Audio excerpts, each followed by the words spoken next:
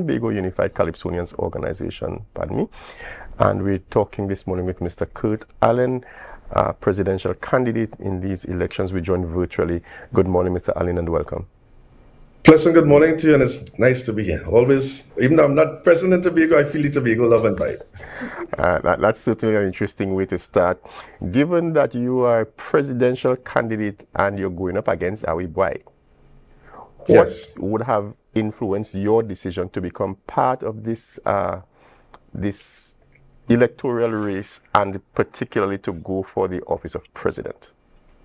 Well, to me, it's all about service. You know, I've reached a point in my career where I can no longer sit on the sidelines or outside and complain and make comments. You know, CALYPSO, to be honest, CALYPSO has given me everything that I have. CALYPSO is my identity, my career, my purpose, my voice, and a responsibility. You know, I've lived through the glory years. I've seen the glory years, and now I'm witnessing the type of decline that, you know, it's not comfortable to sit by and see.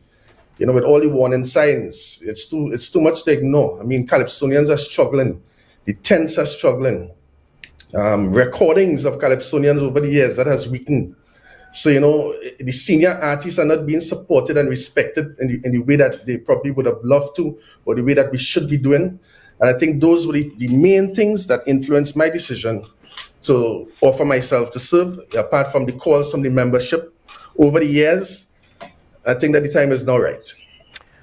You mentioned a few things that would have influenced that. One of them is the declining recordings, and I'm wondering whether that has to do with the organization itself, or does it have to do with the capacity of the present crop of active Calypsonians to produce work that is actually recordable?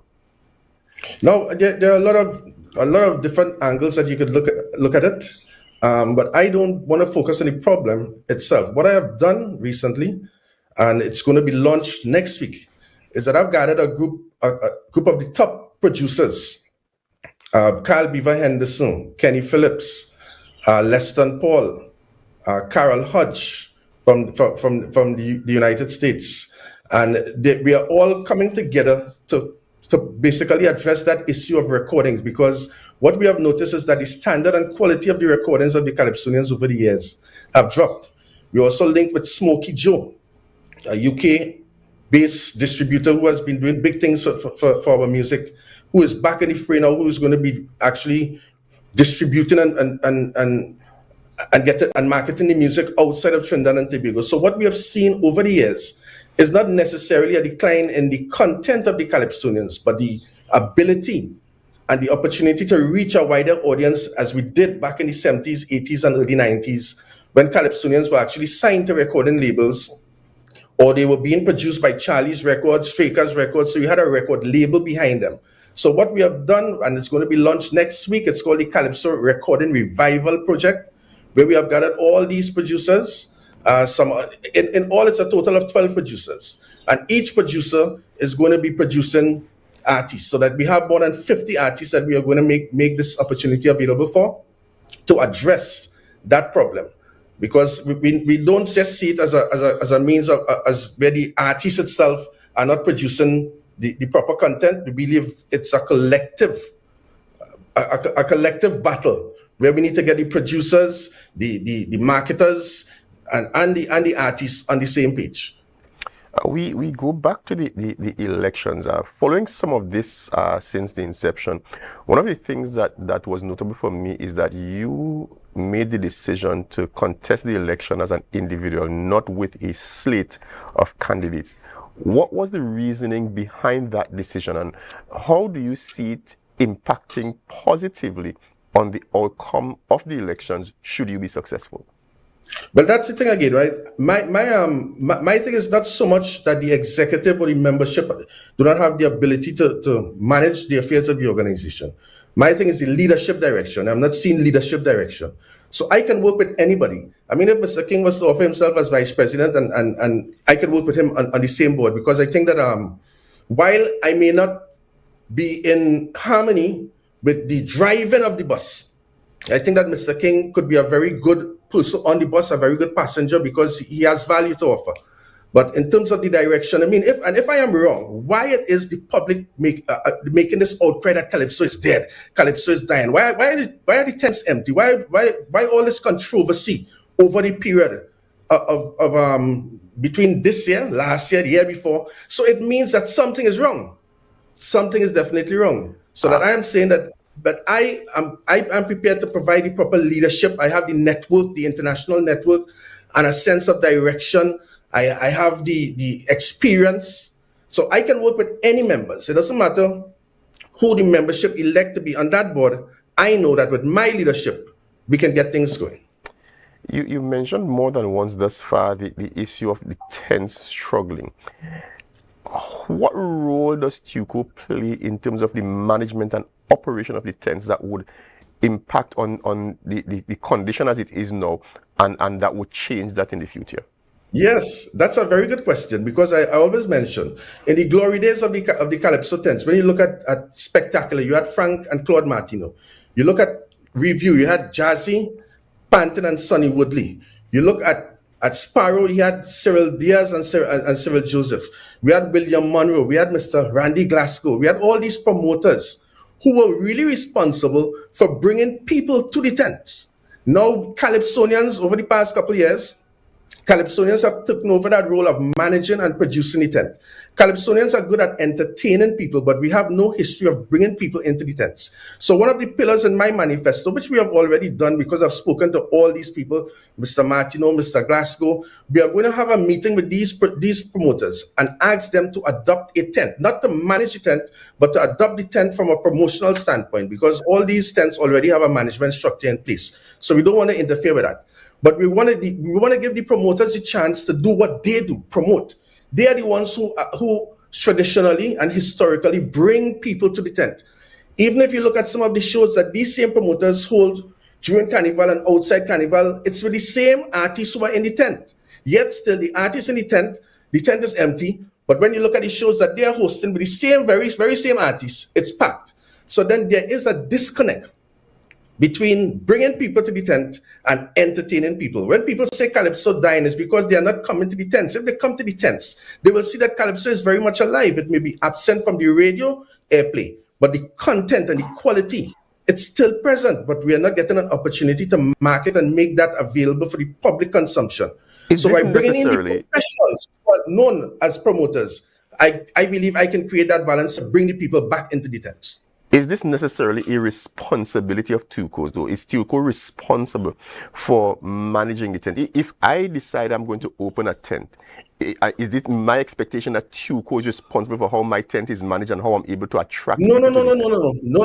not at all. But TUCO, the fact is that TUCO manages at least 4 to 5 Calypso tents. There's one Calypso tent. Outside of that is the Calypso Review, and we see they're also struggling.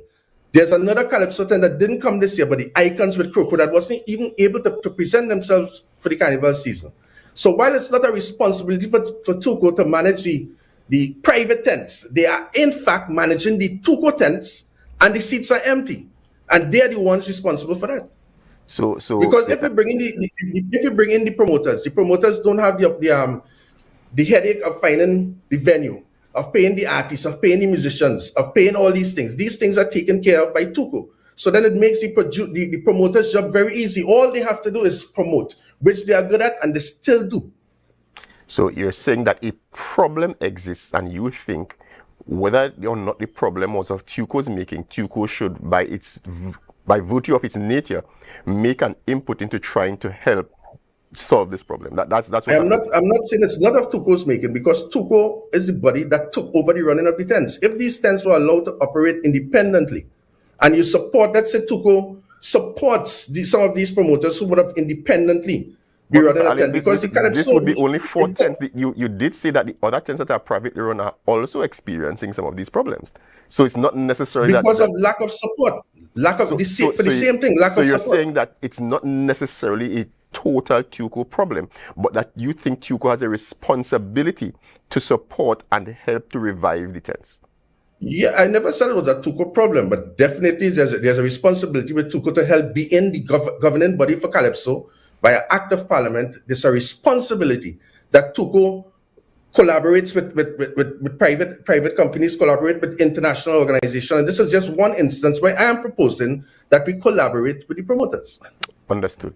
There's the story that is now in the public space that the elections have been postponed. What was the original date for the elections? No date has been called. All we know that constitutionally and based on the constitution that it's due in 2026. The prerogative lies in the back pocket of the president, who can call this election at any given time. So I am prepared. I'm preparing myself from in advance for that leadership role. So it's not a situation as of now that the elections have been postponed. It's just that we've not had a date announced. Correct is right. All right. As far as my understanding, there was no indication that the election has been postponed. The only indication is that this year, 2026, the election is constitutionally due, and I am placing myself to be ready for when that bell rings.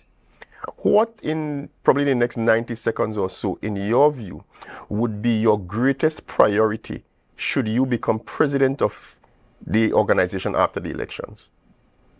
Health care, health and life insurance for our members. We have been seeing recently where some of our elders, the legends of CALYPSO, has to be going cap in hand, and it's not something that I'm comfortable speaking about. So I'm going to refrain from calling names.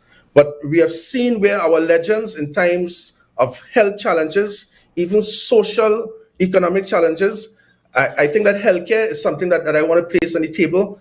After speaking to some of the icons and getting the support of the Mighty Sparrow, Calypso Rose, Lord Nelson, and the list could continue, I understand the importance of health and life insurance. This has already been done in Jamaica. So I'm following the Jamaican model where we have Guardian Life Jamaica that's basically in charge of the insurance policy together with the government. Guardian Life headquarters is in Trinidad and Tobago. So we are working in collaboration with the Guardian Life to bring about proper health and life insurance for our members once I am successful. All right, priority number one. Thank you very much, Mr. Allen. It's been a pleasure. We certainly wish you the best as the elections draw closer, and certainly we wish the best for the Trinbago Unified Calypsonians organization.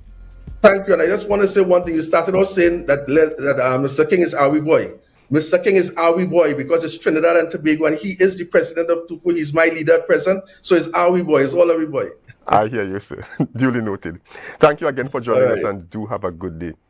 Viewers, we head to you. Thank you.